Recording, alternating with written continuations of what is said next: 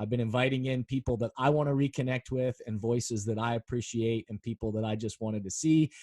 I am excited to now invite in my friend Carri Twigg, who is someone that I've known for so many years. And every time I see her, she gives that giant smile, which you see on the screen now. And it brings such a smile to me. I've known her for so many years. A super smart, wonderfully talented person and friend, former employee at the White House under the Obama administration, now founder of Culture House Media, which I want to hear more about what kind of stuff you're into and things you're doing there, and just an amazing human. So hi, Carri. Hi, Jason. Thank you so much for having me. One of the things I'm always interested in wanting to talk to you about is, right now, what this whole global pandemic is doing across the political landscape is, for the current day, like what's happening is how is this impacting what's happening current day? But then how is this going to impact kind of what's to come? I'm interested. You do so much talk around this, and I love listening to you talk about the political landscape and, reaching people at times. And this is a unique time. Yeah. What are any thoughts that you have about that? Well, I think in the same way that a lot of, we talk about, it's like the reason why you don't smoke isn't not so you not so you don't get cancer, but it's also so that when something like this happens, you're able and you're prepared, right? And I think about elections in sort of the same way.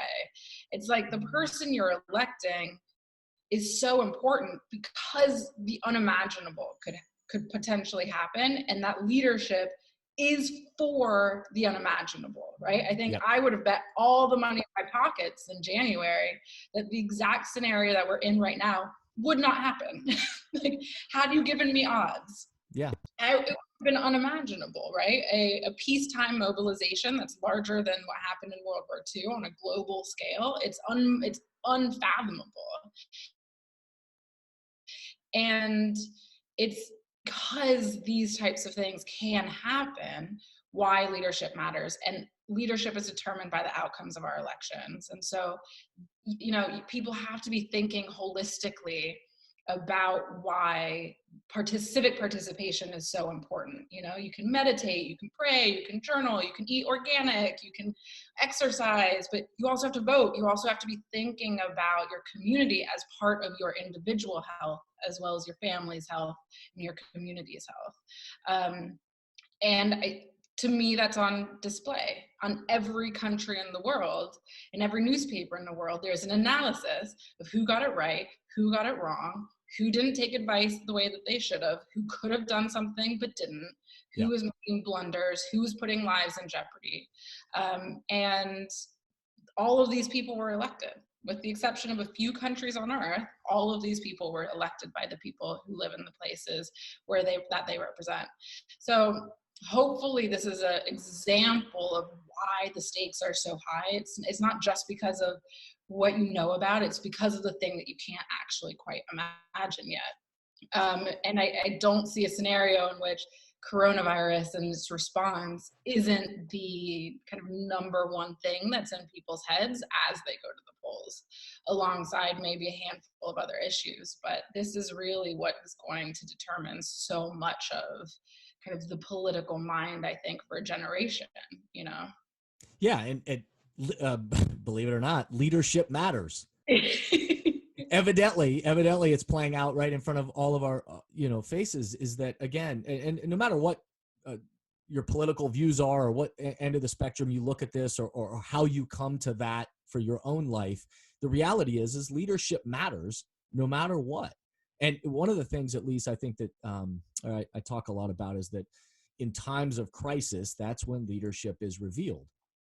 Yeah. That when obstacles come, when ambiguity comes, when uncertainty comes, it's easy to lead and to say the things and do things when everything's going well. But when crisis arises, that reveals leadership. And so I think I agree with you that right now it's playing out in front of us, this showing us again that leadership and how we communicate with people and how we rally people and how we care for people. And all of that absolutely matters. I wrote up on my giant dry erase board in my home office here, I wrote up a quote from Sanjay Gupta actually the other day that he said, because it's related to the coronavirus, but I think about it in terms of just us as human beings and leadership and culture. And he was saying this very thing. He said, my health is dependent on your behavior, and your health is dependent on my behavior.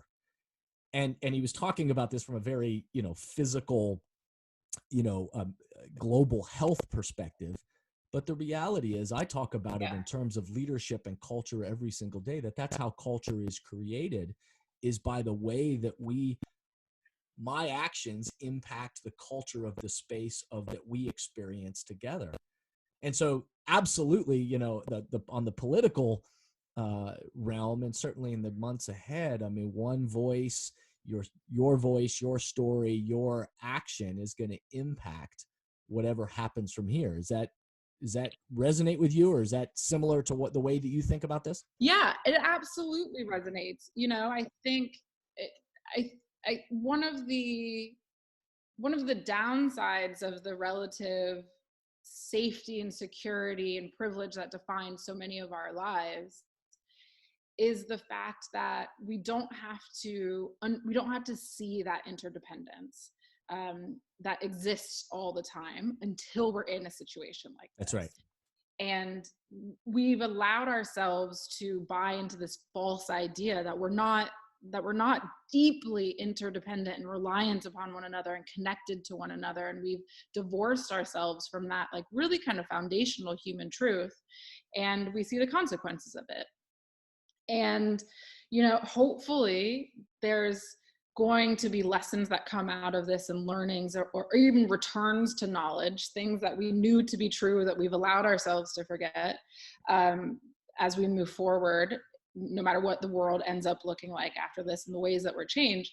And I hope that one of them is that very principle, is that we can't do this without one another. We can't do any of it without one another. And no one's an island. We're all so reliant on each other. We're so influenced by the choices that we make.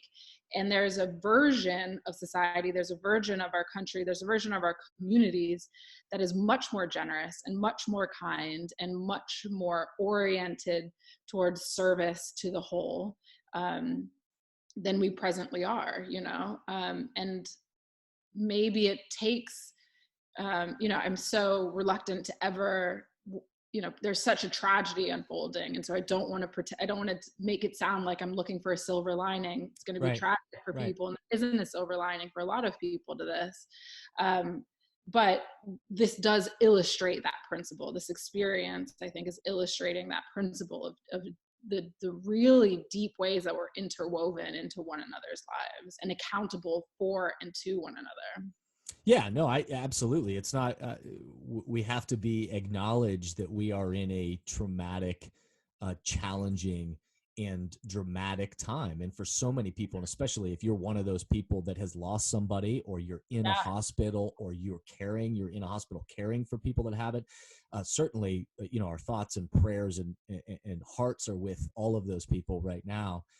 And yet at the same time, to be able to step back and to say, so what can we learn from this? And what is this revealing about us? Which is what I think it's, for me, it is revealing all those things. And I think as I project out, which I think is just a natural human reality that we do, as we begin to project out and say, okay, so what beyond just today, what do we hope maybe carries with us, or from a positive standpoint, what do we hope can carry from this? And I know some of the things that I think about is, I think it is revealing that very thing that you just said, is it's revealing that we are more connected and need to be more connected than we've ever realized, or we allow ourselves to realize. I also think we're going to come out of this realizing that there are efficiencies and different ways that we can begin to operate and do things, such as what we're doing right now in really creative, and use technology for good things, right? And so there's ways that we can stay connected, but yet there is power in congregation.